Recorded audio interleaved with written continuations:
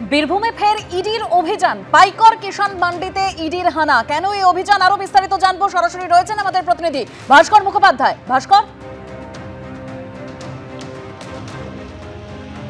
দেখো, আজকে পাইকরে যে কিষাণ মান্ডি, সেই কিষাণ মান্ডিতে ইডি হানা হয়েছে।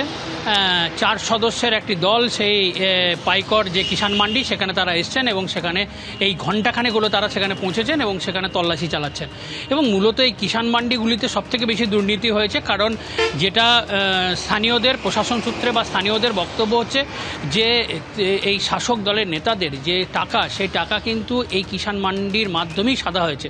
অর্থাৎ তাদের এই ধান বিক্রি করা হয়েছে এবং সেই ধান বিক্রির যে পরিমাণ, অর্থাৎ একটা নির্দিষ্ট পরিমাণ থাকে, সেই পরিমাণ না দেখেই সেখানে প্রচুর ধান বিক্রি করেছেন এবং সেখানেই তৃণমূল নেতাদের একটা বড় টাকা সেখানে ঢুকে আছে। এর আগে আমরা দেখেছি বীরভূমের বেশ কয়েকটি কিষাণ মান্ডিতে সেখানে অভিযান চালিয়েছিল ইডি এবং সিবিআই অভিযান চালিয়েছিল।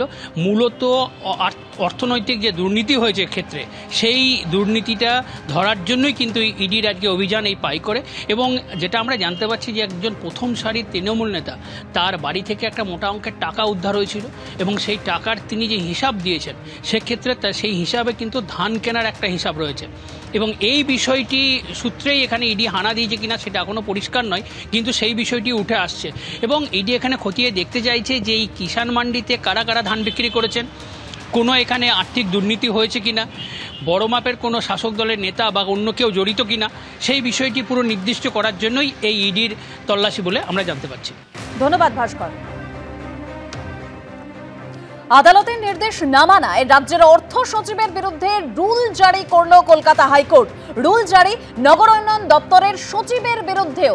ঠিক কি কারণে এই রুল জারি, আরো বিস্তারিত আমরা জানবো। সৌভিক মজুমদার রয়েছেন টেলিফোন লাইনে। সৌভিক, দেখো, রুল জারি করার কারণ হচ্ছে যে যিনি ঠিকাদার তিনি এই মামলা করেছেন এবং তার অভিযোগ হচ্ছে যে 2010 সালে তিনি বৈধ টেন্ডারের মাধ্যমে রায়গঞ্জ পুরসভার একাধিক কাজের বরাত তিনি পান এবং সেই কাজগুলো তিনি সম্পূর্ণ করেন।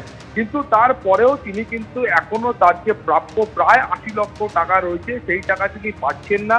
এর আগে তিনি একাধিকবার মামলা করেছেন, সেই মামলাতে প্রতিটা নির্দেশই তার পক্ষে গিয়েছে।